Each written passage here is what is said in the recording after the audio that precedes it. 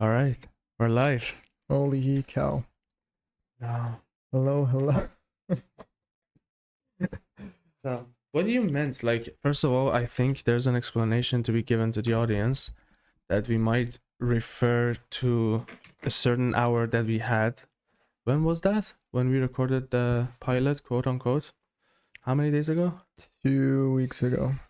2 weeks ago. Maybe 3. So we might refer to that particular time as the pilot time because this is, after all, a pilot, but this one is an official pilot. So we will be trying new stuff. Well, last time we complained quite a lot about not having a bitch to fetch us the tea Yes. and to fetch us the ashtray and give us the back massage that we need. But now I'm not sure. But so far, I'm quite happy with the results. Me too.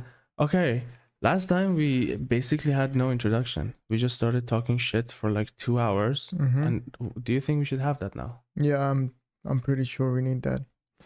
Why? You can go first. Because I'm gonna say some stuff that don't necessarily mean you agree with me on those topics. Okay. And you will probably say the same things. You want to already separate yourself from my view. Some of my views are right. Yeah, exactly. So if I say something that might be offending some people, he doesn't mean it, and if he does it, I don't. You are such a chicken shit. Man, it wasn't about it wasn't about offending, but what we are going to come to conclude is that my political views are not to be associated with anyone else in this room but myself. So whatever I might want to say in regards to politics about any country, especially the Iranian politics that I'm going to be talking about the most, there are only my point of views. They're not associated with him. So come on, bring it for me. Not for this poor soul who doesn't know what the fuck I'm going to say. And who's much younger, he's much hopeful, he's still gullible. I still have a life. Yeah, so by life, how old are you now? I'm 21 this is old. Actually a very legitimate question because I forget ages. I forgot yours I'm too. very good. The thing is, like, I cannot very often say that I forget because that's like one of my curses, that I don't forget shit. But in regards to age, for some reason, I am kind of forgetful. And the thing is, we haven't been hanging out for all that long, have we? No, I think I've known you since like... Wait, actually, I know you a long time. How long has it been? It's been more than 6 months. Really? Yeah. I think it was when Amir... yeah. Maybe we shouldn't have named him. It's okay, I bleeped out his name. Besides, I think he would be a guest later on. I hope so. No, I think he would be. And with him, I will actually play a proper game of chess. Anyway, so it was when he was getting the promotion, right? Not promotion, like he was just getting hired. And yeah, he was getting hired. How long has he worked in that cafe now? More than 6 months. He just... Yeah, probably more. Yeah, but we didn't hang out that often. So it's like, it is very obvious that our point of views are going to be like, sometimes like night and day, sometimes night and midnight. Yeah, so sometimes night and twilight. There are like different versions, but there might be some. Come on, man, don't be such an ass. You will agree with some of the things that I. That's what I'm saying. I was about to say that I agree with you right now that we're gonna agree on something. So we're agreeing while pointing out that we might. By the way, like, what is it that you're actually afraid of? Political? Yeah. Like, are you like particularly afraid of the consequences? Yeah. What are the consequences you think it might be? I think it has something to do with like how far off the rails I want to go. So the worse I go, the more you should fear. But like, what is it that you feel like you should fear? I don't know. They shouldn't, like, they might, I don't know what they would do or what anyone would do. Yeah, but that's the unpredictability. That's a bitch. That's why I say offend, because we can offend different groups of people. Like, I might make some jokes that some groups might not enjoy. Like, you can make all the feminist jokes on this planet, and I might laugh, but I might sometimes laugh internally because some people who are associated with me happen to be very big feminists. So I might not. So like we discussed last time, that my political point of views will be associated only with me, and you might agree with me internally, like silently. It's like I try to make it silent. yeah, so that might very well be the case, and you might say something that said, okay, that shit was funny, and if I could, I would laugh. But apart from these two things, I don't think we would have like much need for self-censorship, do we? No. I want this page not to be any place, like I want this to be like full on the freedom of speech, like full on freedom of speech, no censorship, no nothing.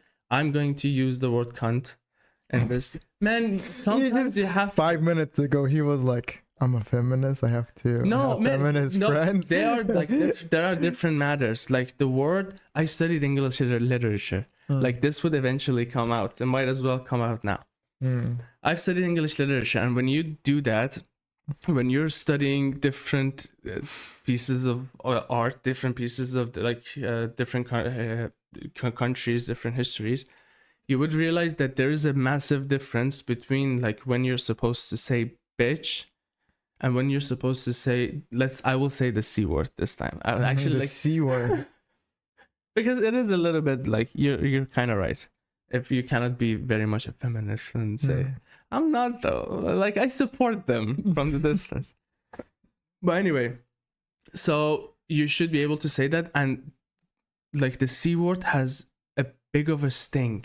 It stings you. Bitch has been said like so many times that it's like it's lost all its meanings. It's like everyone says it now.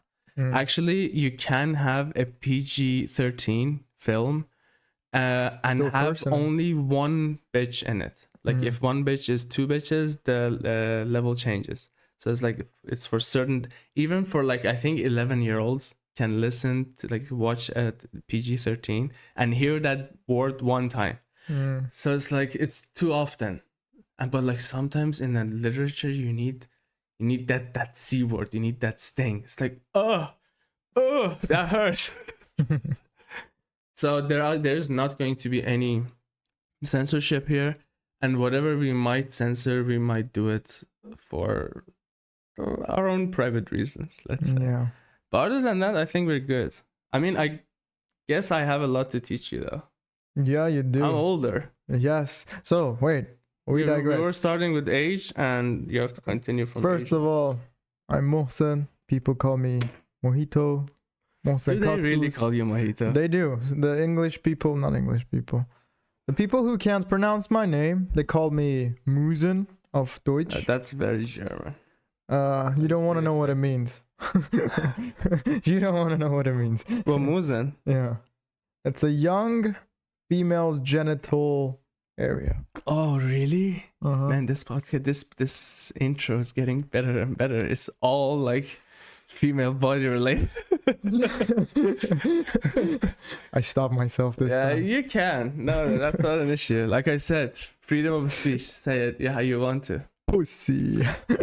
This is kind of significant for us because for the first episode that we were trying to record, I think if he could count, he would probably count till 200, 300 times. I don't know how many times you said it, but you said it a good decent number of times. It's like I think after like the 20th times, I was like said, all right, I'm getting annoyed now. Like let's. But no, please, like we said, freedom of speech. Whatever the fuck you want to say. Well, my argument is always going to be that I will never try to counter a bad argument with censorship or like banning that argument. It's like, no, you're not supposed. Like the best counterance for what? Update and start. Seriously, we just did a free advertisement for ChatGPT. No, you didn't say it till like 2 seconds. Yeah, I know, but motherfucker, oh my god, they're gonna conquer all. Right in the middle of my sentence, there's like this big notification. Do you want to update me? I'm your ChatGPT. Disgusting. Wow. Yeah, my god, my train of thought. Yeah, we got killed. Sam Altman, you owe us $2 million.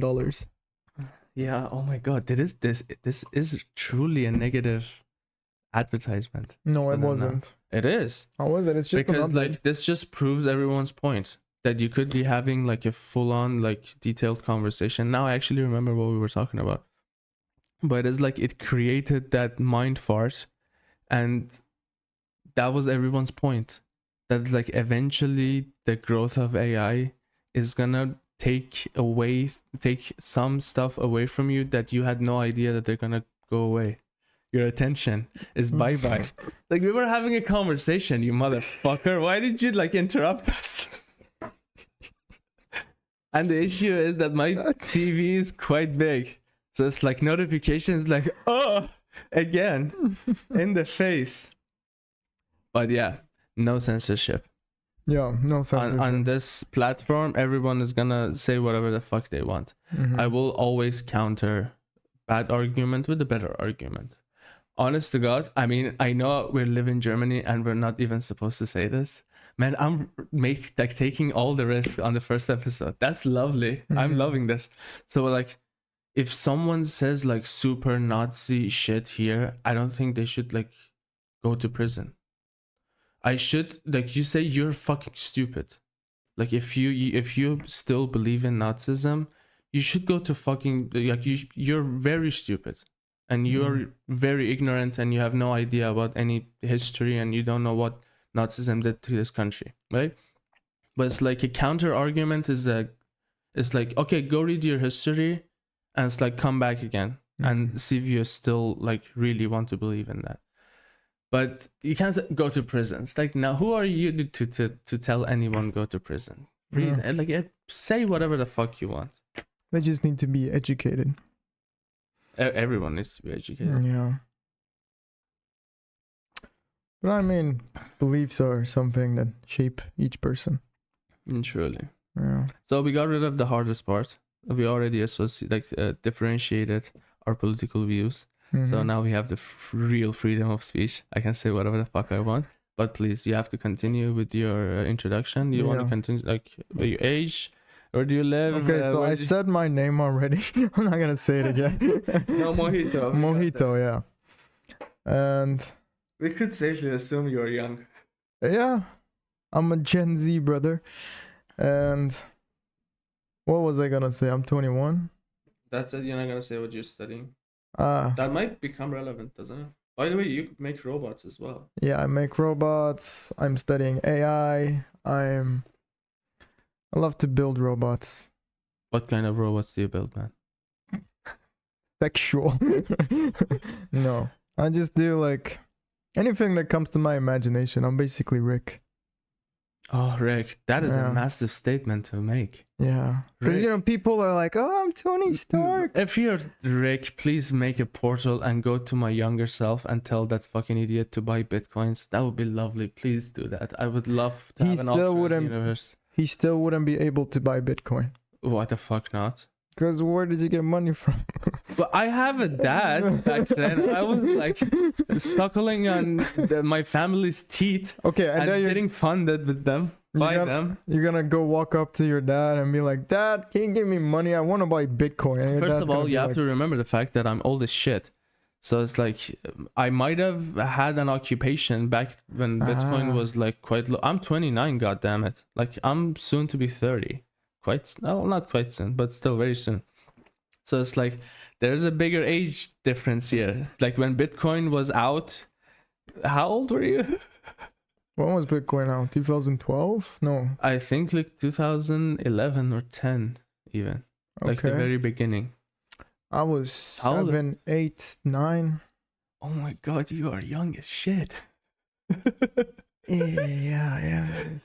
7, 8, 9. Okay. So you were either 16 or 15. Jesus, so you're born in the 21st century? Yes. I'm a Gen Z, brother. I said that once. That I know you're a Gen Z, but I'm also a Gen Z. Gen Z starts from 1995. Yeah, you're right. But that's really not the point, is it? You know what is the point? That there's a century age difference between us. No, it's I'm from the not. 20th century. Ah, You're you from the mean 21st. Okay, yeah. Oh, you're a child. Sorry, you're not. You're actually very, very mature. Okay, boomer. Feel free to say that. That is actually very true. You're Especially a it's not- century old. I'm not just a boomer. I'm actually a boomer who has been raised by a boomers. And what is the what it was before boomers? Caveman. Neanderthals. No, but seriously, that is actually my question. What Oh. came before? Oh yeah, I had a good picture on that actually. So it's like boomers, millennials.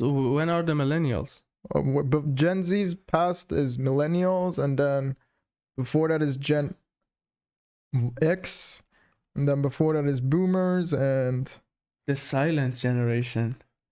yeah,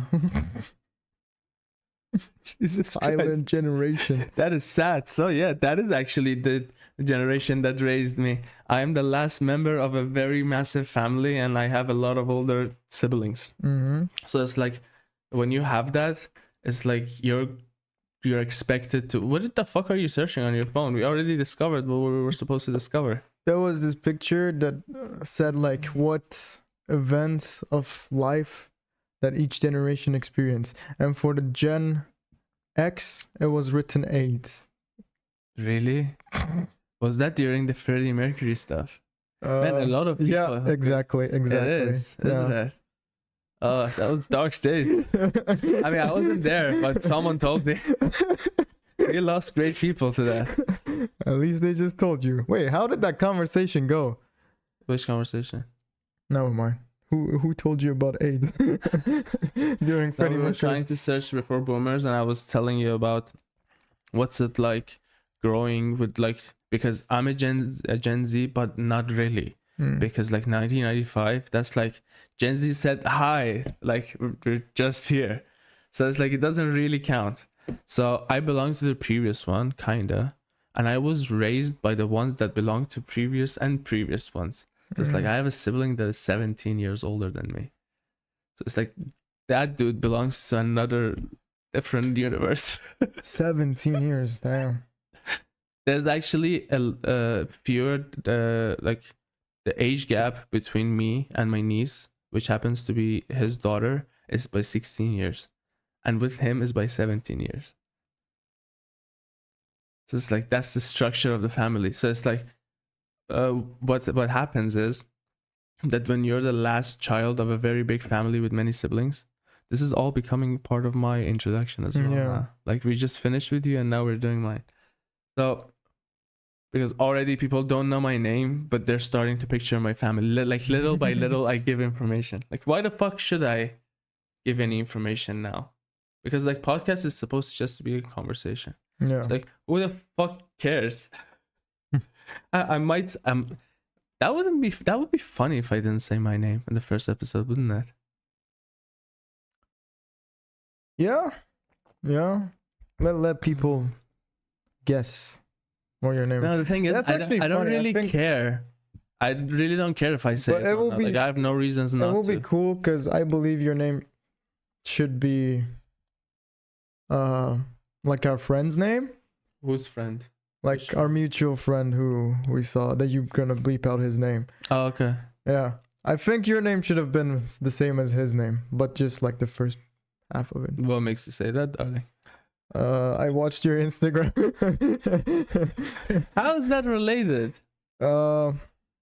It's a stereotype in our country. True, but the thing is, what that amplifies. First of all, we have to, I think, explain to some people that what we're talking about. My Instagram feed is obviously open on the computer that is running this whole show, and my Instagram feed is open because we might want to have a video from that. And it was open, and on the story section was like, out of every 10 people, 8 might have been like a woman, a girl. 10 out of 10. Out of every I mean that's like a reasonable number, and that actually has a very good like reason. There are like many reasons for it. First of all, much of it is related to the major I studied, which is English literature. How many dudes Well, let me reiterate. How many straight dudes do you know that go to university and study Shakespeare and like sit around a circle? Including you? None. See, that's my point. So it's like even the few male people that were present in my university were like, some of them were actually gay. Some of them were like not gay but iffy. Some of them looked like that they had like one leg over the fence. So that's like the type of man you generally meet in majors like English literature. And the thing is, I'm not even like 100% straight. Like me as an English literature, I might have like 2-3% gay in me. Because man, like if you think about it, no straight man goes into a class and sits in a fucking circle between a bunch of women and learns Shakespeare by another woman as well. It's like, Shakespeare said this and Shakespeare said that. It's like, may I compare you to a summer's day? May I? Yes, you may. So yeah, that's one of the reasons that happens. Another one is a lot of the occupations that I've had over the years were more female based for some reason. And no, if you're saying that my name should be Amir because that's typical of the Iranian dudes who bang a lot of women, such a disgusting way to describe. But oh no, please don't fall. No, I'm actually quite happy with the name Ali. Yeah, I don't want to be Amir. We already have that Amir, and he actually, if we're fair, does behave like a true Amir. Yeah, Like he is true to his name. he is. I just figured out we have to, if we're gonna bleep out his name, we just use. Or not. There are too many Amirs on this fucking earth. Yeah. We even have like 20 in our family alone. Oh, we have more now. Well, 20 is a gross exaggeration of reality. But we have a lot of Amirs, let's just say. Even in that gay university of ours, we had Amirs. By the way, did you study anything in Iran? Nope. So it's like, what happened to your education? Where did you study what? Well, since I was young, I wanted to move out. Because for first grade and second grade, I was in South Africa. When I came back to Iran, I kind of felt like an outcast. And then I always wanted to go outside Iran again. Okay. And as time went by, things got even worse, like in the country. So I was like, okay, I need to go. Which country and how did it get worse? What do you mean? In Iran. Okay. I was like, okay, life is getting hard here. If I'm gonna like make it, I need to get out of here to start or have a normal life, you know? And that's why I never went for concours. Lucky you. Yeah. You little shit. I mean, like I never studied like the other kids, and I had to do concours and to enroll in a university so I could do the mandatory military service thing. Yeah. That hurts every Iranian boy's ass. Yeah, to be honest, like the money wasn't the issue, you know? It was the whole situation that was fucked up. Okay. Then what happened to the rest of your studies? I came here. I came to Germany. How old were you when you came here, by the way? 18, and for 19th I was already here. Okay. That's good. You got out as fast as you could. No, man. I accumulated some drama there. Trauma. Oh, I'm scarred. Wow. You can see some of them on my face, quite literally. Yeah. But yeah, you escaped most of that. But like, do you like miss Iran ever? Miss my friends.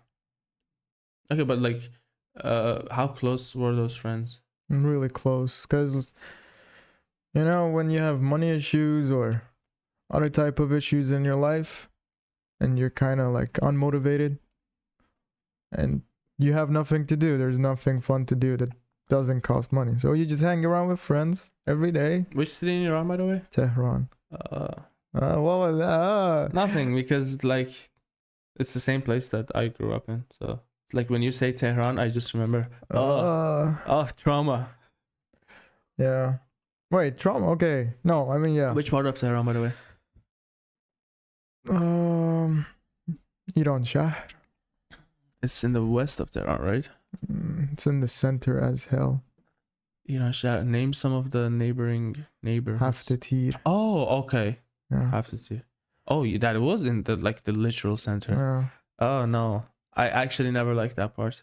Why? I hated that part of Tehran. Tell me why. Tell me why. First of all, there were a couple of reasons. First of all, I grew up in Ep1. Okay. And well, with the exception of the 4 years that I was living abroad in Bangladesh, which we will later get into. There's not much to get into, honestly. But apart from those 4 years, it was in Ekbatan. And Ekbatan is a weird. Have you been there? Yeah, of course. It's how often? So my brother-in-law is from there, and I had a piano class tutoring. Oh, okay. thing So you there. actually understand the culture and the feeling that it has. So it won't be all that strange for you. The thing is, this is what I noticed with Ekbatan. It might be different with other people, but it was first of all, it was very contained. The borders are quite visible. You sense where Ekbatan begins and you sense where Ekbatan ends. It's there are clear signs and clear fences and everything is it's perfectly like that. Yeah, And it's it's just convenient as fuck. It's whatever it is that you need, it has it there. Whatever shop that I mean, it did. I haven't been there for I think a good 7 years now. But it's back then, I'm pretty sure now it's even better, even though it's quite difficult to get anything better in Iran with the current economy. But I'm assuming it has more shops now. But it was everything you wanted, it was just there. So there was literally zero need for you to ever go outside. And it was rare. You wanted to go to a party that was somewhere else. You wanted to some relatives left somewhere else and you would go there. But it's that keeps you contained in that part. And another good thing about it, another thing that it's there's the sense of community. It's people behave very similarly. By the way, what are your thoughts about my decision of having this podcast in English and continue to have this podcast in English, considering that both of us spend the majority of our lives in Iran? So I had two opinions. I wanted it to be English too. So I kind of always agreed with you. But mainly because I wanted to reach a broader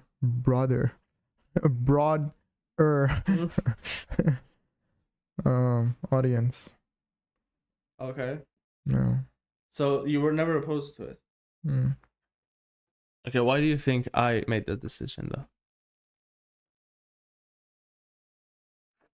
I don't think I've ever actually shared the reason with you, have I?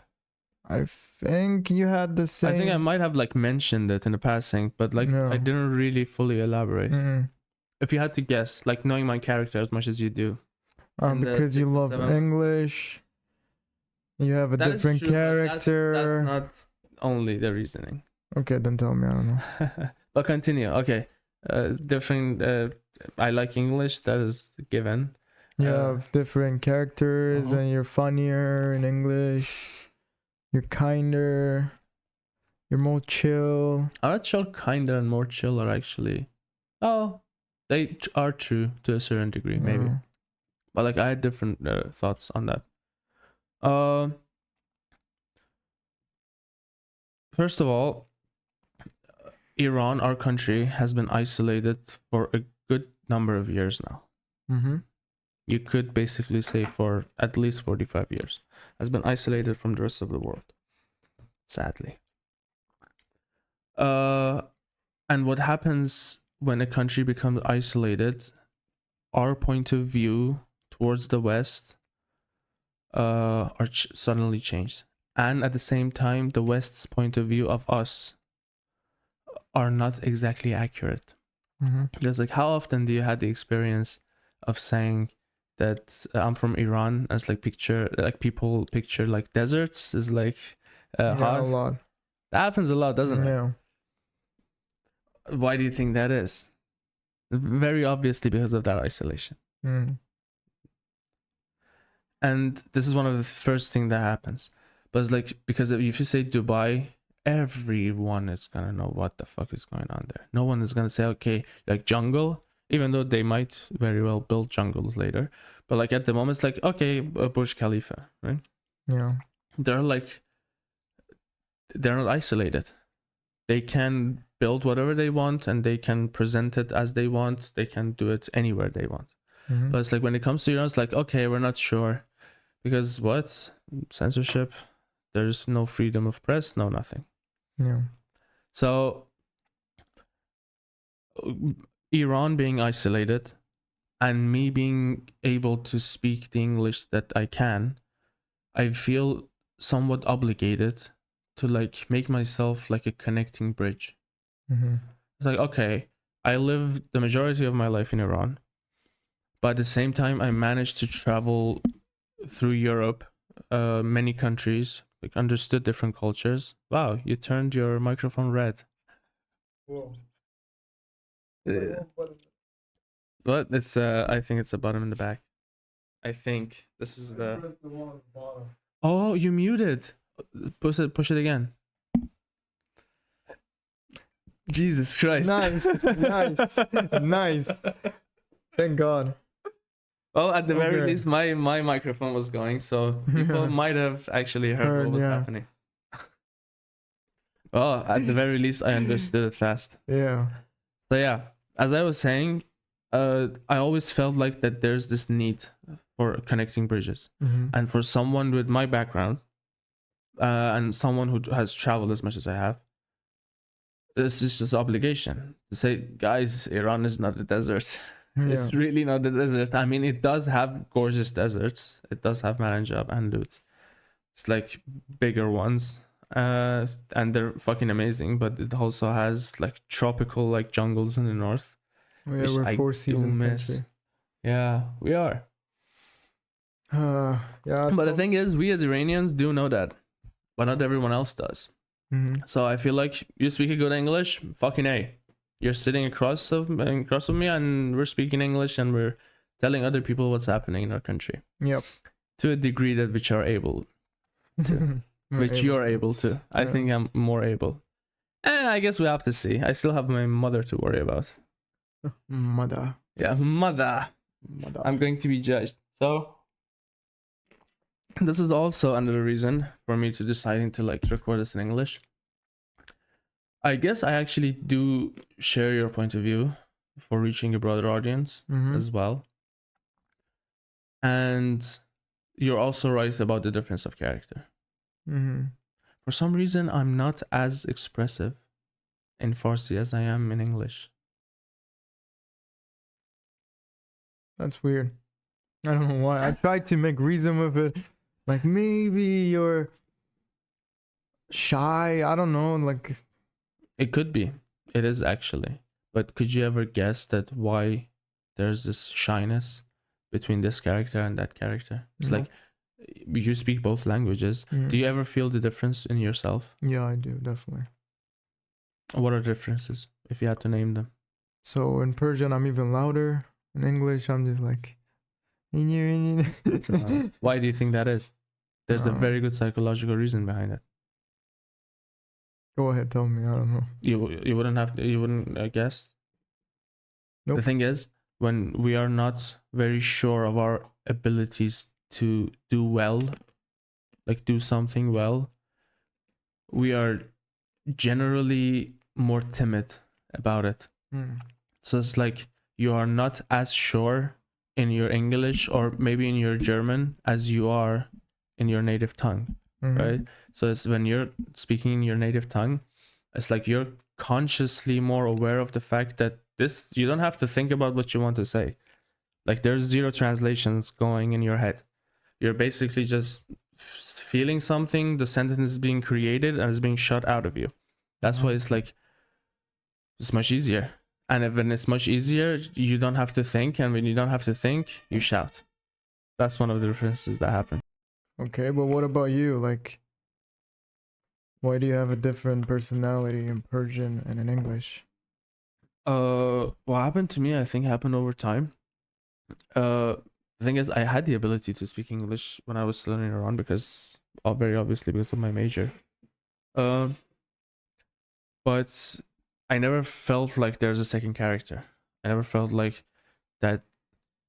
I never had to speak English to myself in my head with myself. Mm-hmm. Like I never done that. I started doing that within the second year that I was living abroad, because I think what happened was that I entered Budapest, Mm-hmm. and in there, I think like 95% of the people who were around me and I was communicating on a day-to-day basis were like either Hungarian or coming from one European country. And guess what? They all speak English, and everyone is speaking English. Yeah. And the dormitory that I was living in also, same story. Well, maybe like a little bit more. It's like, because in dormitory there were like a little bit more Iranians that I had like in university.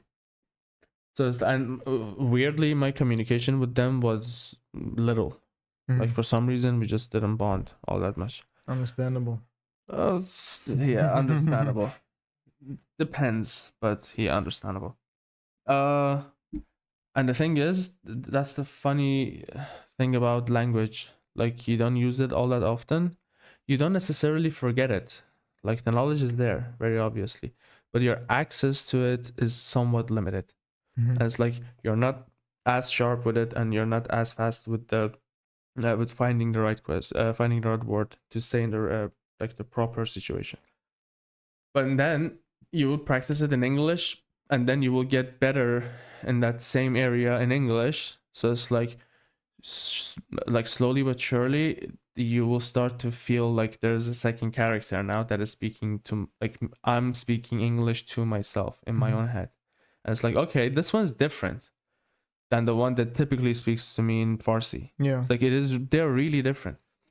And I actually feel like the reasoning, like one of the reasons I'm pretty sure there were like two postmodernist scientists that talked about it. It was like Derrida and Lacan. Talks about like psychology and linguistics. And what they said is that, like, basically because of the psychology of the people that teach you that language, you mimic one or the other based on which language you're speaking with. So it's like I learned Farsi from my family and from my like diplomat of a father.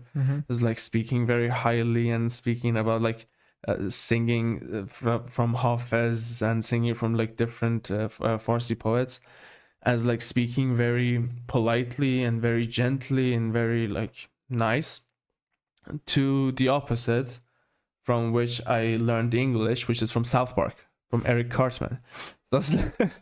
So there's a reason that I start with this podcast with immediately first mentioning the C word. It's like, okay, who the fuck teach you like how to speak English? Like Eric Cartman was one of those characters. Yeah. So it's like, if I'm not the same person that learned Farsi from my dad, that the same person I am that learned English from Cartman. And like we mimic different things, including the language. So it's like it wasn't just my father's language that I was mimicking; it was his personality to a certain degree. Because it's not just my father that has an effect. It's also, I also have siblings. I also go to certain types of schools. I go to like this community of people, that community of people. They all have an effect, and their effect is in Farsi. It's like then the other one is like completely different, and I'm being affected on all walks of life except Farsi. Yeah. Like mostly in English, the Western culture, the Western stuff. And it's like, okay, this is a different person now. And I feel like this person is better at telling what's happening either outside of Iran or inside of Iran. It's like, okay, dudes from the West, this is what's happening inside our lovely country. And it's like, okay, like our beloved people, this is what's happening in the West. I feel like that's a good way to do that. I have a question for you. How did you learn English? Weird. Yeah. To a certain degree, I must say, I'm actually not even sure. Because... Eric. Well, it's not usually as simple as that, I'm afraid. But there are certain stuff that I'm quite sure had like a profound effect. And I can't name them, but I guess they should explain why. So the thing is, I never participated in any class like quiche or like any of Private institutions. private institution. I actually did participate, but in only 3. So it's like the first one I participated in was quiche for like 1 semester, and I failed. I didn't even manage to pass. I think I was 13 at the time. So that was my first one. The second was in Saphir, and it was right before my IELTS test. It was like, okay, I said, okay, I have the knowledge, but IELTS is like concours. Yeah. So it's like just the knowledge enough is not alone. You need to know what you're supposed to like face in the moment of exam. So it's like, okay, I need some preparation. And I did those and I like aced it, really. So it's like my history of learning institutionally is like basically nada, like nothing. So I think what happened, like I would actually say some of it is because of my family, because I had a sister-in-law that I constantly spoke English with. And like she was kind enough to do the same thing with me. She grew up in Ireland. So yeah. Does she have an accent? No, not at all. She actually does have an accent, but it's an American accent. It's not like Irish, because she left quite young. So it's like she learned there. That would have been. Imagine Irish, Persian, English language. When she goes back to Iran, she had. That is funny. He's very. Leprechaun, Conor McGregor. But yeah, so I had that. So I had someone to speak English with, and she was very encouraging. Same thing with her brother as well. He was part of the family as well. What else? I watched a lot of movies, and I watched movies on repeat, because like a lot of people do watch English movies, but it doesn't do much for them. But it's like, for me, it helped mostly because I watched them on repetition. And you're into cinema, right? Oh, I think there's time this Fight Club here. Like this is part of my decor, and there's Godfather here, and there's Pulp Fiction on the back. Sherlock, yes, I am into cinema. No, I mean, I knew personally, but like, I realized the moment that we were watching a movie and you were repeating line by line further ahead from the movie. Was I? Yeah. What movie was that? The AI one. What was it called? Oh, Ex Machina. Ex Machina, yeah. God damn, that's a good movie. And I was like, okay, this dude is either a cinematic genius or something, or no, like he's autistic. A little bit of both, please. No, I contributed to multiple things. It's like, first of all, repetition helps. The thing is, not too many people have the stomach to watch movies on repeat. They really don't. People enjoy new stuff. For some reason, I have this inclination to watch movies on repeat because I get a sense of comfort. Like, since I watch a lot of movies, there are like some movies that I watch not for the sake of the new thing that is going to teach me, or like the new shit that I'm going to see, but mostly for the sake of, okay, I know what's gonna happen. Right? And there are a lot of movies that are like visually gorgeous. Like, you can just sit and like watch them on mute, and it's like you will enjoy the scenery. It's like, do you know Wes Anderson? I'm terrible with names. Oh yeah, I forgot. I have a phone. Oh yeah, you do have a phone. Yeah. In the first pilot episode, we were using our phones as cameras, and that's why it's pilot unquote unquote, because that was quite useless. But okay. I can actually tell you what movie he made. One of them is Grand Budapest Hotel. It's like Moonrise Kingdom. It's Isle of Dogs. What else did he make? Fantastic Mr. Fox. Oh, Fantastic Mr. fucking Fox. It was amazing. So you have watched some of his films? Yeah, of course. So Sing? He also made Sing? That one I have not watched. The animation? Oh, okay. No, the guy's good. Like, I've been following his work for years now. And his love of Bill Murray. I think I've watched Fantastic Mr. Murray. Fantastic Mr. Fox. No, there's a Fantastic Mr. Murray. Really? Yeah. Is that? Oh, I have not watched that. That sounds wonderful. Because it's probably directed by Wes Anderson, and it is about Bill Murray, isn't it? The overview reads: Bill Murray is considered by many of his fans as the coolest man in the world. He truly is. But how is it that this actor, who for a long time had barely more to show than some weird performance, and with the strangers and crazy improvisations and TV. Wait, did I read correctly? Never mind. Blah blah blah. I had to open it. That's beside the point. The thing is, like, when you watch any of the Wes Anderson movies, even though if you watch them on silent, this is just a parade of gorgeous colors, one scene after another, after another, after another. It's like you feel like you're in the fucking museum. Yeah. So it's like, it's entertaining. So sometimes I watch them basically for the sake of that. It's like, I don't want to watch a film, I want to go to a museum. And it's like Wes Anderson does that. Same thing with Miyazaki. The poster that you saw somewhere in the house. Mm-hmm. Now they're all down. Somewhere now. It's probably behind you right now. It is behind me. It's the Spirited Away. Mm-hmm. So it's like, the guy makes animes. He doesn't make animes. He's basically like the god of anime making. He's like 90 something, 7 years old. And like, you can watch every single frame of his works, and you just watch it as like, oh, thank you. Because like, it's just, and that's just visual. Then you add the music to it, to Wes Anderson works, and the same thing with Miyazaki and like many other people, from the past, present, whatever. So it's like, there are reasons for me to watch movies, and I watch them like so many times and so many times and so many times. It's like, okay, I learned the movie, and the movie is added to my diction. Because like, I watch Pulp Fiction, like I think I think that's the movie that I watched the most. Like, I wouldn't be surprised if it's like 300 plus. 300 times. 300 times plus. Over the years though, like the first time I watched, Sure. yeah, but like the first time I watched Pulp Fiction, I think I was like 9. So, and then it was like, became a thing. It's like, okay, I'm depressed, let's watch Pulp Fiction. I'm happy, let's watch Pulp Fiction. I just took a shower, let's watch Pulp Fiction. That was a very good shit, let's watch Pulp Fiction. It's like, there are different occasions to watch. I just had sex. Let's watch. Yeah, let's do that. So it's like, I've done this for multiple films, and when you do that, the thing that happens is like, every dialogue that I heard in that movie, and I memorized, and then you watch the movie with me, and it's like, I'm predicting the next line and the next line and the next line. That's how I learned the language itself.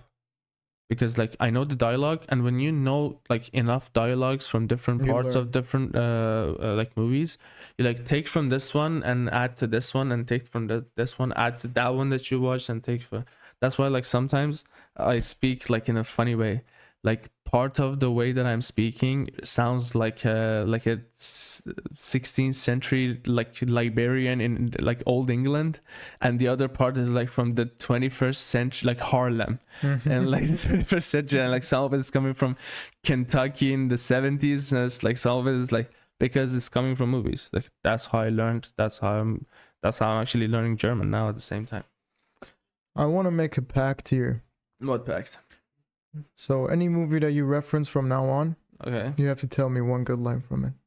What? We have to give you what? Give me one good line from it. Good line. Okay, yeah, sure. Yeah, I think that's pretty cool. Let's start with Fight Club. Right there. There are so many good fucking lines. I wouldn't know which one to tell. But Your the thing is, favorite? I don't want to use any of these because they are the most iconic, Yeah. right? Because it's like the 12 rule, and it's like, it's repeated, First not rule of repeat. Fight Club. Yeah. We don't talk about it. We're here doing a podcast. Yeah, no, I don't think I would do that. That would be cheating. But like, Yeah. if you had to fight one guy, who would that be? It's like, alive or dead, doesn't matter. Who would you tell? It's like, Shatner. I'd fought William Shatner. And the other guy said, Gandhi. I want to fight Gandhi. And then Brad Pitt says, good answer. So yeah, that's one. We can continue. I forgot about that. Godfather. You watched Godfather, I'm sure. Yeah, of course. Yeah, of course. From Godfather. This is Godfather 1. Look what they have done to my boy.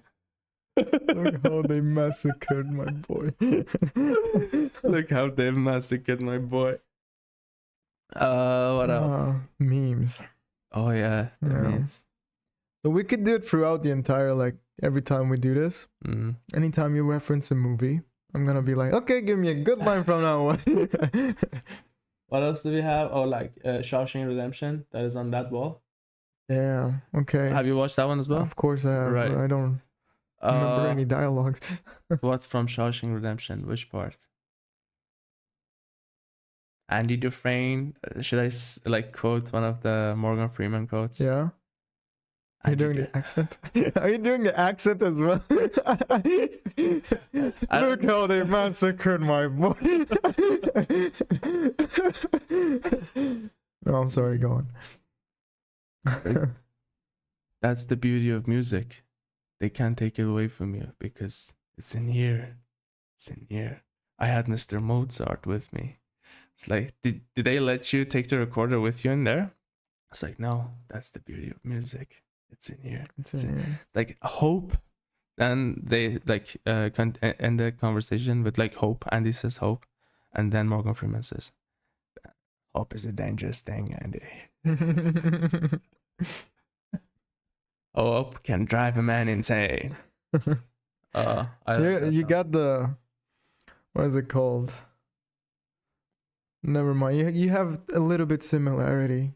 With whom? From the voice. You almost. But with Morgan Freeman. Yeah. That would have been. I guess it's the you thing. just boosted my ego like tenfold. Not that much, And pal. the guy You're not that guy, pal. You're not that guy. Trust me. No, I know I'm not. Oh, I'm joking. But I'll take that compliment and stride. Yeah. No, we're good. What else do I have? I also have Old Boy, but that's a Korean film. I'm not sure if I can. I don't have the facilities for that. I don't have the facilities for that, unfortunately. I think I can do it.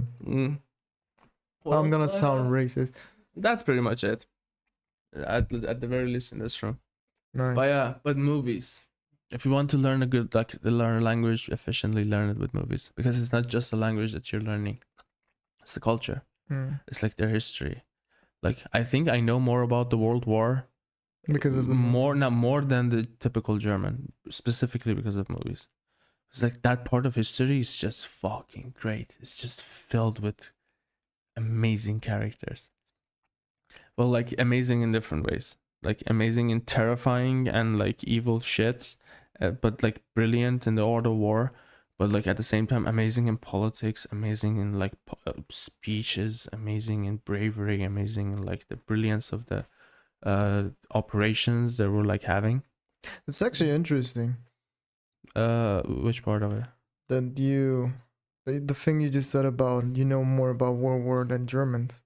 Oh, that's a big ass claim to have. I'm actually not sure it's like 100% true, but I've seen a lot of Germans, especially like this generation of Germans that like they're my friends. They're not. No, that's not true. I think they know. They do know. The thing is, not Germans. Like Germans really, they do know their history quite well. But like maybe other people in Europe, maybe not as much, because the thing is, because of their history, for some reason, they have been taught to be ashamed of what they have done. So same thing won't happen again. Yeah. So it's like they remember it like in great details, like, boys, we did this to Poland, we did this to this, we did this to Czechoslovakia, this to Hungary, we did this like everywhere, we did this to Soviet Union, we did this to many things, and we did this as well. And we might go for the third one this time. No, which the World War? Have you heard that Trump wants to like remove the military protection of Europe? I'm not surprised. They should have done it a long time ago. Do you think the third time's the charm and Germany's coming back more powerful? I don't think so. Like, it might happen to other countries, but I don't think it would happen in Germany. Too. Because like you live with these people. They are super nice. They are honest, they're direct, and they might come out as cold, but they're nice. No. Like I haven't seen any. Unless the foreigners in Germany start their own military. They're not all that nice, maybe. Yeah, but who are we to say that? That's what we actually are. We are foreigners in Germany. But the thing is, as far as my personal experience goes, if you respect who they are, they have nothing but respect for you. And the thing is, I don't speak German all that well, and for some reason I'm resisting switching, even though like I am learning German, but I just don't use it on a regular day-to-day basis. I like English a little bit too much, and like everyone responds. They might not be happy about it sometimes, and they might not be as efficient, but they don't mind. They speak it. Like try the same thing in France, and you'll be surprised on the way that like those bitches behave. I hate the French. Back to the topic. What I tried to like explain was, it's interesting that you know so much about World War, and the fact that you watch so many different movies, you're looking at it from different angles and different views and visions. That is true to a certain degree, but most of it is the same. The Because story might be the same, but the angle is no. different. Actually, exactly the opposite. The story is different. Angle is a little bit the same because there's this famous saying that history is written by the victor, right? And the West won the war. So it's like most of the movies that are made. So it's like you have Pianist and you have Schindler's List and you have like many other, but this is like the bigger ones that are like quite famous. And it's the story about World War, in particularly about the suffering that the Jewish people had to go through, right? And it's like they're different, a lot of difference, because one of them was made by great Roman Polanski, like Roman Polanski, not great, he's an asshole, but one of them was made by Roman Polanski, and the other one was made by Steven Spielberg. Like they have completely different points of view when it comes to cinema, but it was like the story was the same basically. It was suffering and just more suffering. It was awful, but the thing is, it is rare that the other sides like say what happened to us, like all the suffering that this side had to go through. Same thing happened with Russians, because Soviet Union after all did win the war. They made their own movies, but to be fair, the movies that they made about this particular matter was not as good as the West. But like there are other times that like the Soviet cinema was fucking amazing. But You watched 300, right? I have Yeah.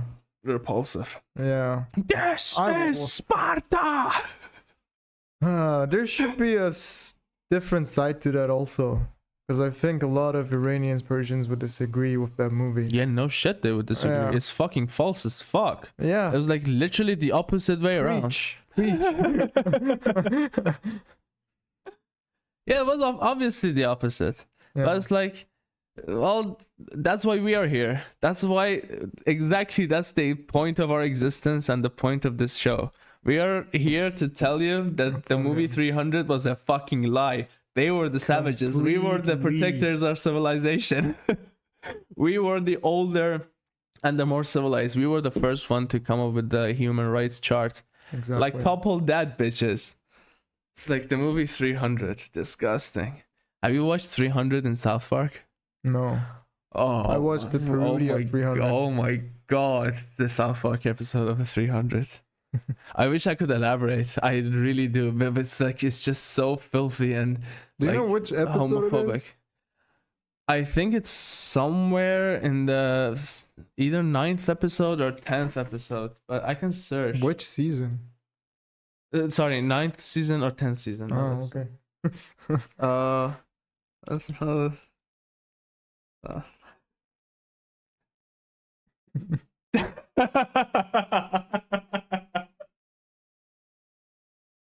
Enlarge it for a second. Oh, that is fucking awful.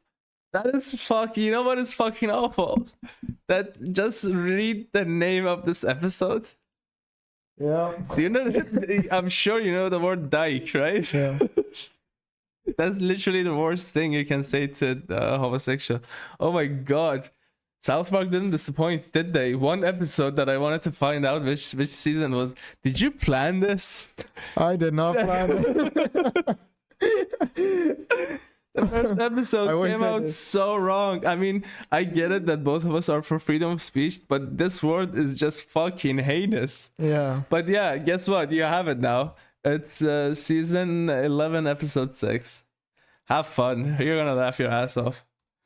But it is actually quite offensive to our people. It mocks the Yeah. absolute dog shit out of Persians. Wait, in the South Park version? Or? Yeah, in the South Park version too. But the thing is, it's not that bad. Like as far as South Park and the way they mock the other countries, the other cultures, the other people. It as was well. okay.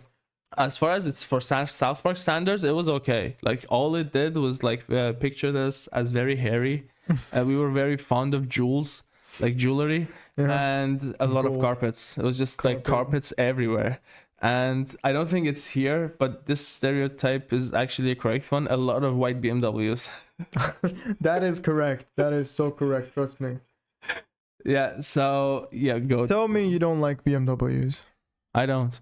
Thank God, because I used to like them. So did I, by the way. But like watches like shows like Grand Tour and like Jeremy Clarkson in general changed my opinion. Same. Really? Yeah. The same reason? Then I fell in love with Mercedes. No, I'm not really a car guy. I mean, I used to be. I do enjoy the car shows, but I usually watch them for the sake of the adventure and not the show itself, and for the sake of comedy. Because those three fuckers are funny as shit. They're really funny, and they were funny. I mean, they're not working anymore. My genius. Sometimes my genius like generates gravity. It's like, okay, how do you topple this sentence? Like, you just can't. It's just too great. So I'm not really a car guy. There are like certain types of cars that I would love to have. Name it would be like mostly for like nostalgic reasons. One of them would be a Mazda RX-7. I'm an old school. Yeah, I played like Need for Speed Underground. Okay. And I love the drifting abilities. What else? I would definitely get myself a muscle car, like an older version, like this. Tell me. I don't know, like a 68 Mustang, 69 Mustang. Mustang. Yeah. Okay. I think or that's Dodge Charger. Or like in the 60s and 70s. What about an Impala? A Chevy? Yeah, sure. They're cool too. Like all of them are honest, good. That's a great I'm honestly not that picky. That's a great year, great era for cars. Great decade for cars, actually. But yeah. So, what else? I think I definitely need a 4-wheel drive because I'm a hiker. I'm a camper. Like I like to travel, and I like to go off-roading. I really do. So, and my heart says Range Rover, but my tongue says Toyota Land Cruiser. And you wonder why South Park did what they did. You fit the stereotypes, you know. Stereotypes of what? So Middle Easterns. No, man, they're just good 4-wheel drive cars, off-road cars. Coming from Middle Eastern. Yeah, no shit, I'm coming from Middle East. Look at my skin, shithead. Yeah, I mean, like, stereotypical. Yeah, some of the stereotypes are based on facts. Germans are not funny. That's not true, actually. Facts. Like I have funny German friends. I think I'm lucky or they have like Polish descent or something. They like, definitely come from somewhere else. Because I also have a German friend, but he's actually French and Croatian. Yeah. So yeah. But I don't know any other car. I was never like a Lambo or like. You hate supercars. I do. Well, not hate. Hate is a strong word. Just don't enjoy them. That's like, what's the point? Oh, wait, there is a point. If it's like we're going like on a track and I'm supposed to like push the car to its limits, fuck yeah, give me that like I don't know, Lamborghini Aventador, whatever the fuck. Like, oh, that would be lovely. Give me like a 4 GT. In race, like driving, I do like driving fast when there are no rules and I can like do it in the limits of the circuit. But apart from that, if I'm like driving on a day-to-day basis and I cannot speed all that much, well, in Germany I can, so that's a big factor. So I would definitely go for a fast car. But it's like you can get the same speed from Audi and more reliable maybe than a Ferrari. Besides, like I heard this from Rogan once upon a time, and I actually do fully agree. It's like I think someone asked him why he doesn't like buy Ferraris or like supercars. More. Yeah, he said, because to me they're like, look at my dick. I think he was saying that about Bugatti in particular, because like Bugatti is that car. It's like, look at my dick. It's like, no, you don't have to look at it. I mean, sure, it's nice. You give it to me. I'm not gonna say no to it, obviously. But I will probably much like sell it and like start a business with it. So I'm not really like that concerned about like the car type. What else? That's it. What would you go for cars? Supercars? Any cars. Okay, so I will go for a Chevy Impala, Supra. Oh yeah, I do love Supras too. Okay, what else? If I'm gonna go for typical day to day, I'll go for Mercedes, like a cheap one. Or if I'm rich, I'll get a Volvo.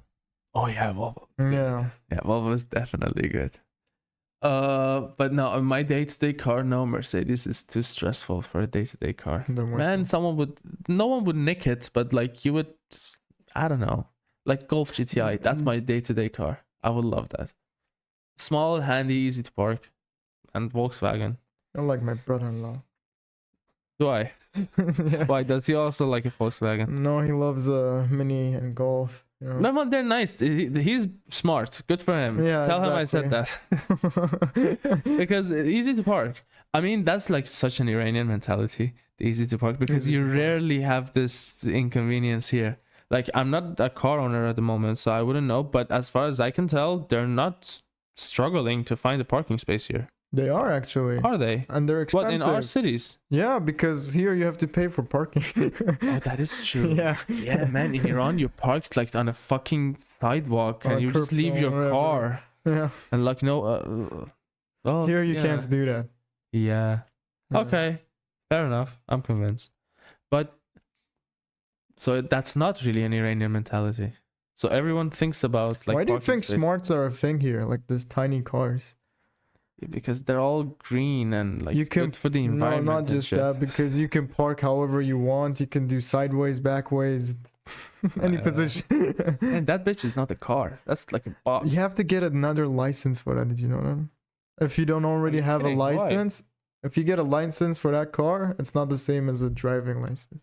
But if you have a driver's license, you can drive that car I as think well, so. right? Yes. The other way around would be just stupid. Yeah. Okay. I'm not surprised. Man, that shit is not a car.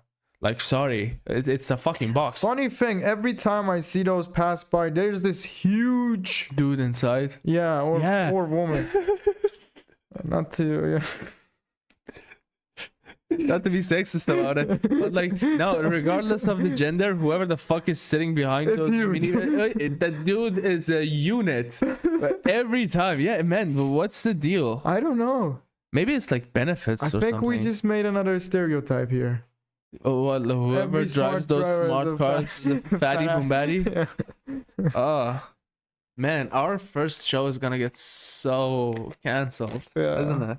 No, it's fine. It's fine. It's okay. The thing is, like, as we have to get big fast, unfortunately, Mm-hmm. if we don't want to get cancelled. Because if you're like a teeny weeny thingy, it's so easy to just get rid of you. It will just block you on all platforms. So people out It's like there, I have no supporter. I have no one funding me. It's just me and my balls. So and I'm supporting him emotionally. By the yeah, way, truly, he's doing that. First episode though, like if this happens to be like a great success, We have to- you would be happy Yes. about accepting. Yeah, Do you think it would be? Do you think we have potential? we do have the potential. We do. Yeah, I think. we I'm do. not gonna explain more, but we do. I actually think that our podcast is gonna be a good one. Mm. Because it is my belief that if you like something, you're bound to be good at it. And the thing is, like, most people go through their entire lives doing something that they don't really like or enjoy. It's like men living the lives of like quiet desperation. Mm. But if you're good at it, if you like enjoy it, you will be good at it. And I feel like this is the type of shit that we're quite good at. And I would love to like have it and talk about the stuff that I really want to talk about, because I would have like some knowledge. I would know what I'm saying. I mean, not necessarily because like some of it is going to be like related to politics, Mhm. but like I'm also a sucker for like conspiracy theories. They're fun. They're like super fun. Oh, you have one ready for us? Oh, I have many for you, dear. Many of them have been repeated. And this is actually like not in the realm of conspiracy theory, but it's like a prediction that I have. So currently, like US is in an open war with Yemen. They're like bombing the absolute shit out of them, like on a regular basis. Mhm. And US is basically doing this because before they, like long time ago, they noticed that The Houthis in Yemen are basically a proxy of Iran. So if they want to get rid of the Iranian regime, they have to start with the proxies. They have already gotten rid of multiple proxies, Hezbollah and Hamas. Bye bye. Not much is left. The Houthis are the last one, and I feel like if United States and Iran start like fighting, something will happen that will not benefit either country in the beginning, because with the history that I've like studied from the Islamic Republic, it's kind of it's not obvious, but you could somehow you know what to expect from them. You know how they would like react, because US, that's my prediction. That's going to be like my conspiracy theory for the future. I mean, it's not really conspiracy theory because conspiracy theories are related to stuff that happened in the past. What I'm saying is, I'm saying that it might happen in the future. So it's like that. But US will attack Iran, and they will specifically target like either oil wells, or they will target nuclear facilities. They are usually the most likely targets, because like the biggest objection that the US and their friend Israel ever had against the Iranian regime was that they don't want a nuclear Iran. That they have been repeating it. But the thing is, me knowing the Iranian regime, I feel like they're gonna do a false flag operation as soon as US attacks. How much do you know about false flags? Not much. Okay, false flag, the actual definition of false flag is that one government, let's say US government, orchestrates a terrorist attack inside their own population, but using like a minor terrorist group to like agitate the people. It's like get people wired up, and they can, like any country can use the excuse of that attack and do something really drastic about it. So it's like many people, well, not many people, but like some people are saying the stuff that happened in September 11, the collapse of the two towers, they say it was like a false flag attack because United States used that as an excuse to invade Iraq to like search for weapons of mass destruction, which they never found, right? And this has been happening throughout many countries throughout history. That's already happening. It is already happening, and it has happened before. It also happened during a Kennedy administration. They wanted to shut down one of their own planes and blame it on Cuba. No, but what I mean is like the false flag situation from America is already happening. You know how the assassinations on Trump. That's one too. Yeah, luckily we survived that. Like if Trump gotten killed, that would be bad. Like you would be looking at a civil war, I think. Yeah, but since we're talking about theories, I could say maybe Trump's doing like blaming the Iranians. Because who really knows if the guys who tried to kill Trump or assassinate him were actually Iranian? Actually, I don't think that's the case, because some very reliable sources told Tucker Carlson, I'm pretty sure you know Tucker Carlson, right? A lot of people told Tucker Carlson like he's connected to very like reliable sources, said it wasn't Iran that was doing that. Like they might have done that before in the past, but this two particular assassination attempts had nothing to do with the Iranian regime. But that's beside the point. My biggest worry is that US would launch an attack against the nuclear facilities inside Iran, and the Iranian regime would do a false flag operation and like cause one of their own nuclear reactors to melt down, to cause like an environmental catastrophe. And so it's like so they could blame it on someone. That's what happened with the airplane, the Ukrainian airplane that was shot. It's like, okay, we didn't do it. We were just on ready, so Trump wouldn't hit us. So it's like they all had these excuses. And the thing is, when you look at human history, nothing unifies a group of people more than a foreign enemy. So it's like if a foreign enemy attacks and they fuck up the way that they are orchestrating that attack, that's fucking awful. Like that would be a step back.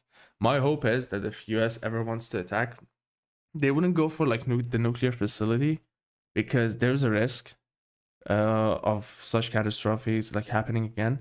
But it's like go for the heads. Go for the heads of the like this ministry and that office and this office. It's like they're scattered all over Tehran. You have like so many targets you want to hit, and we would just love it. I hope it doesn't.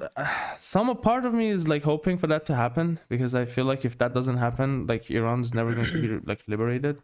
Yeah. But another part of me is like, I'm not sure, because But what do you think about the relations Iran has, like with China, Russia, and other countries? I think Russia made a deal with US. Yeah, but I Like don't think it's all the related to talks. Iran. I'm not sure about China. China is tricky. They Because, already got like, the south of Iran. yeah. I mean, they got the south of Iran under a contract that is signed with by the Islamic regime. So if the Islamic regime is gone, there's bye that contract. Like the Chinese government would be forced to leave, and all those government contracts would become void, because they made a government with they made a contract with a different government. Now such a government doesn't even exist. And what about China's situation is tricky because they're very like economical based. So it's like most of the decisions that they make is regarding their own economy. But the way Russia dealt with Iran and US is like, I feel like with the conversation that Trump and Putin had over the past few weeks over the phone, I feel like Trump said, give up Iran as a proxy of yours, because by the end of it, if you look at it, like the Islamic Republic is just a proxy of Putin. It's a very powerful proxy, but it's still a proxy of Putin. So it's like, we are for Putin what is Hezbollah for Islamic Republic. That's basically it. And I feel like Russia in such a big trouble economically is not as big of a trouble as Ukraine is. Obviously, their cities have not been devastated. The Ukraine has been devastated. But like Russia is not doing as bad as Ukraine is doing, but their economy is suffering. So it's like they made some consensus, and I feel like Putin just told Trump, "You have freedom to do whatever the fuck you want with Iran. I'm gonna back up. I'm gonna back off. You do as you please." And I feel like a lot of people in the Iranian government also are aware of this fact. It's like, the thing is, we said that we are going to have to like worry about the stuff that we are saying on this podcast, because both of us might end up going back to Iran. But the thing is, I feel like the fall of Islamic Republic is just so close and near. None of the shit is even going to matter. Like by the next time that we want to travel to Iran, I feel like they will be gone. For sure, they will be gone. I mean, that will be my hope. But it's weird. Like Trump has a lot of things to do at the moment. How much are you aware of like United States political environment? Like different characters, different what they do in their own parties. Not so much. You follow Rogan, right? General. You listen to Rogan? Yeah. A lot of the shows that he has, he talks about politics. Yeah, but I mean, Did you watch the one with Elon? Of course, yeah. The thing is, like, even Joe Rogan can be sometimes biased. Everyone can be biased. Yeah. We all have our own interests, but it's like I would have him a lot less biased than like CNN or like BBC or like major news outlets. But they still, have like they're just like made out of being biased. But he has his own opinion, and he might like focus strongly on them. But the thing is, I don't think he's all that married to his opinions. And I've seen him in different episodes like changing on the spot. It's like, okay, I was wrong. That's better. Let's do that instead. Mm-hmm. Well, but the one with Elon, how do you like Elon? What do you think about him, Elon? He's a interesting individual. Interesting individual. Yeah, interesting in quotation mode. That's a very broad adjective to use for a guy. Interesting? What is interesting? Because depends on which. So he's touched a lot of professions or hobbies or whatever he calls it. So we could talk about him socially, politically now. Oh, well, what about politically in particular? Well, right now I feel like he switched up real fast. If you look at him 6 years ago, he was completely singing a different tune. In what way? With all the Trump feud he had, and they were disagreeing with each other for a long time. As billionaires, though. But when this time, for some reason, something's changed. He got into politics. They became pals, you know? A lot changed. Because back then, when on Twitter days, they were dissing each other. And now here they are. Yeah, because something happened in the United States system that pushed a lot of people from like center and from like left of center towards the right. Mhm. Because like they just realized that okay, the far left is just going too bonkers. This is just too crazy. It's just too insane. Their ideology. And it's like they had a worry about the general elections, and when you look at it, it's quite valid because they noticed that the previous administration, the administration that Elon was a fan of, by the way, like Elon was like fan of the left. So was Rogan. So was like a lot of people that like have their own podcasts and like openly supported Trump. They weren't always like Republicans. Most of them, like especially the famous ones, were all lefties. But like they changed sides because the left started going like apeshit crazy. So one of their worries was that this open border policy that US was adopting during the Biden administration, they were accepting illegal immigrants and they were sending them intentionally to the swing states. And the thing is, if you like study stuff about the US elections, swing states are like the most important ones. Even though they're like states that they're never in the movies, you don't hear shit about them. It's like Wisconsin, it's like this one, or you don't know which one they are. It's like their names, they're not all that famous. And but like when it comes to the US election, they play the most important part because they swing all the time, and whoever wins the swing votes and the swing states, they win. They basically win the election. Mhm. And this time, by the way, Trump won all 6 swing states.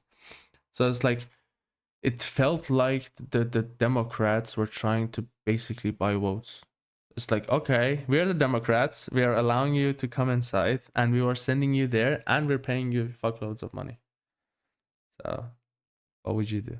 Yeah, I mean, It's like you're as understandable. if you're just changing the color of that entire country into blue. Besides, I'm happy that Trump survived that assassination, and I'm happy he's president. For one particular reason. The thing is, there are a lot of people in the US have a lot of criticisms towards Trump. Some of them might be valid. I don't know. He has never been my president. So there I are a mean, lot he's of trying to things. cancel Obamacare. Well, that too, yeah. But the thing is, there was one thing about Trump that I always enjoyed: his foreign policies, especially the way he deals with dictators. Like he speaks their language. Like he understand what they want, he understand what they are afraid of, and he uses it to its benefit. It's like I'm pretty sure like the moment Trump became president, like all these dictators in the Middle East, our own dictator government as well, just did this. It's like we are fucked. That gives me hope. That gives me joy because same thing wouldn't have happened if it was Kamala.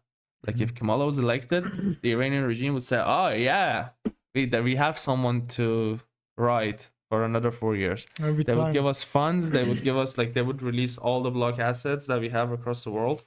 They would do all of this, and we will just keep feeding our proxies. We will just make Hezbollah bigger. We will make Hamas bigger.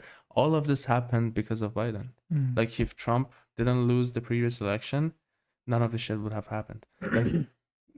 Like he got elected, like Biden got elected somewhat in the mix of the protests that were going in Iran. And as soon as the Biden was elected, like as soon as Biden was elected, all the protests like dead because like everyone lost hope because the regime felt stronger. They felt richer. They felt more empowered. They felt better. All in all, better. But it's like having that person that is becoming like the subject of their like the dictator's night terrors. That's like, give me some of that, daddy, please. Correct. Man, it's nice. He holds them accountable to their actions, and not too many people did that during the entire like course of our history together. I mean, he literally fucked the entire country financially. No, which country? Who? Trump? Trump fucked Iran financially. Oh yeah. Yeah. Trust me, there's more to come. There's a I lot more mean, to but come. when as you soon as think they- about it, he's not going for heads, is he? No, he's going for people as well. It's hard because like where do you think Hamas and Hezbollah learned to use their own population as human shield? They learned it from the Iranian regime.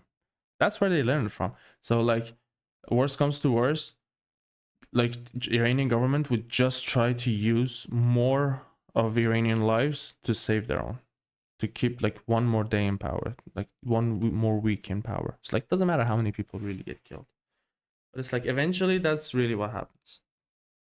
But I guess we'll have to see. But that will be my prediction. I feel like there's a war coming. I'm not. I disagree. You disagree? Yeah, I don't think there will be a war. It's not possible. The moment there's a war, especially if it happens to Iran, there will be a world war. What makes you think that? Because the entire oil and a lot of things go through Iran. Yeah, but Trump is making preparations. Yeah, it's Like not just the oil companies in Saudi are already on a high alert level. Yeah, It's but like how you would you guys, you say- might have to like substitute for Iran oils as well for the time being before the Okay. second government comes. Yeah, and then other countries don't want America to be great too, you know that? Because, for example, Europe, where would they get their electricity and oil from? Russia, as they always used to Where get would it from. Russia get it from? America? No, Saudi? they have it themselves. Russia they has have- a okay, lot of natural If oil they and have gas. it themselves, then they don't have financial issues either. Oh, they have them, but they also have sanctions, which Yeah, which but how disallows many them to years? How sell many their years was assets. Iran in sanction? And sanctioned, how many years was Iran under tyranny? Same amount of time. You can have sanction because you have a tyrannical group of people that are bludgeoning 16-year-olds to death before raping them. That's the type of government that you're dealing with. And when you have this form of government, that form of government is bound to be sanctioned by every other government that has any type of respect for human dignity, right? And when that happens, regardless of how much oil and natural gas you have, who the fuck are you going to sell it to?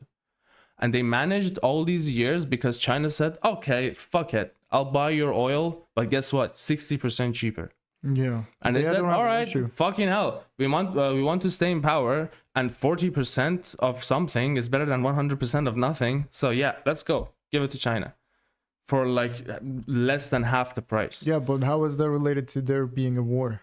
Because you said Russia wouldn't do anything, China wouldn't do anything if America wants to attack Iran, right? Mm-hmm. But I'm saying Russia would do something and China would do something What do you and think India they would do? No, something. what do you think they would do? Like they would attack US bases? They wouldn't attack, so a war doesn't just happen, you know, there's a build up to it. And Russia would take actions, China would take actions, but right now it's not just oil because the world is changing. And why do you had to guess which actions would they take? Like Russia and like China as quote unquote allies of the Islamic Republic, what actions would they take, do you think? If US decides to attack? They would condemn them for sure.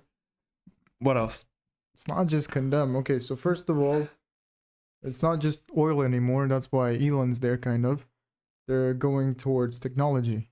Okay. They want to get rid of oil.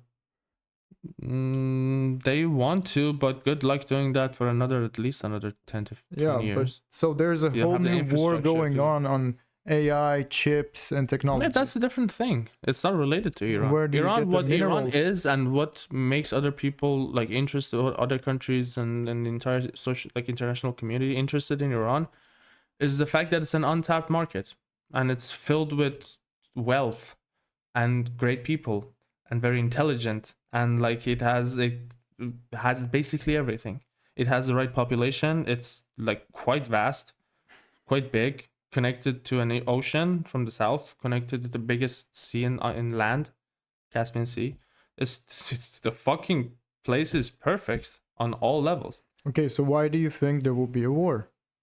Because why do you I think- feel okay, like first of all- I feel like Europe. The answer to that question is I feel like Europe and US finally had enough of the Islamic Republic, finally.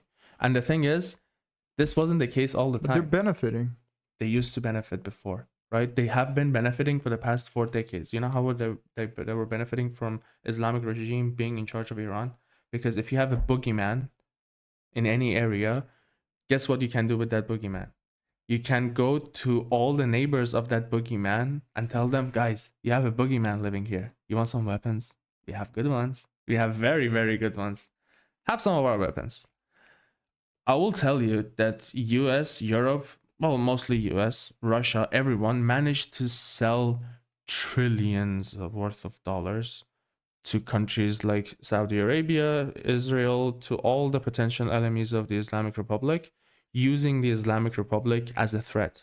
It's like, if you get rid of that threat, you have peace. Guess what? There's not much money in peace. All you have is like peace. Like, no one is killing each other. So what the fuck are we gonna do with this massive arsenal of weapon that we've been gathering for the past 600 years? So they benefited. Truly, they have benefited. But I feel like they have reached a point where they said, okay, there's no more benefit in war anymore. The world is exhausted. Everyone has been fighting. Ukraine Why was do you fighting think that Russia. happened? What? That hasn't happened yet. Well, people weren't that tired. And the thing is, it is happening because if people wanted war, they would have voted for Which Kamala. people? US. People of US. Unfortunately, for all of us, the people of US get So to the people get to of vote US in the... don't want war anymore, so they're going to start a war. Yes, that will be the final war. That's not possible. It's not. As far as I know about human history, you will find more reasons to fight about, right? But I feel like the conflicts will never be as big as these ones. Like, it will be minor conflicts between like two neighbors, and they will probably settle down because they're not ready to pay the consequences. But it's like, this world has been tied to an like unbreakable knot, because you have the knot of Israel and Palestine, then you have the knot of Russia and Ukraine, then you have it's like knot after knot after knot after knot. It's like, okay, where is the source of all this shit? Iran is very close to the source.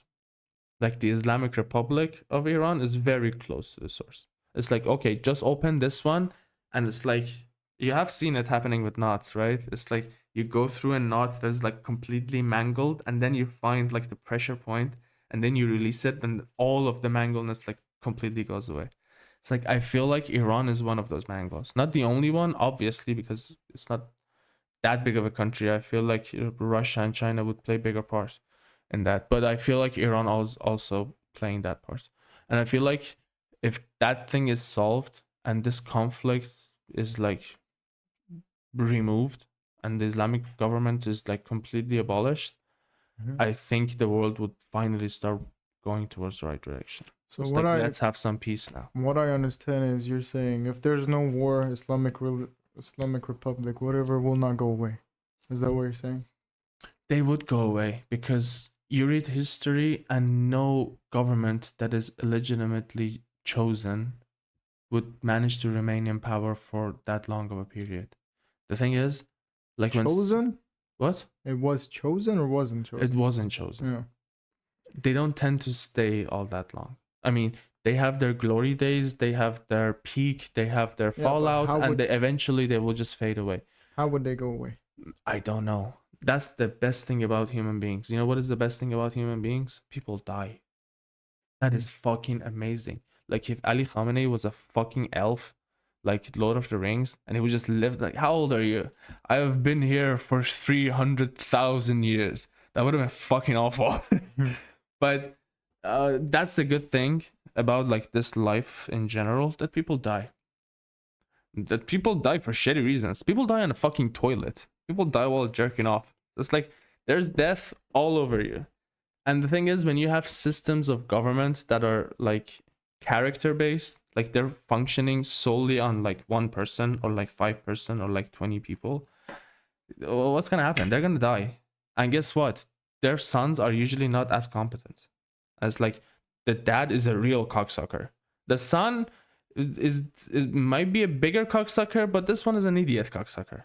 So it's like, usually the sons of dictators do have the inclination to have really dumbass sons. It was like the same thing with Saddam. It was like Kim Jong-un. Saddam had like Uday Hussein. It's like, the motherfucker was insane. But yeah, they don't usually have the tendency to be as successful as their parents or as successful as their successors. Some of them are more vicious. Like Lenin was vicious, but Stalin was like fucking demon. It was like different world of being an evil person. But it's like, eventually you would have Stalin, you would have start with Stalin, okay one, then Lenin, true evil, then more evil, then Khrushchev, then after that, then you will reach Khrushchev and said, all right, you know what? Fuck the Soviet Union. Let's just dismantle the shit. Be your own country. I don't care. I mean, I'm pretty sure I'm sugarcoating it. It didn't happen like this. Like there were like many tragedies, many thousands of deaths, many thousand hours of torture, and like being working against your will in the fucking gulags.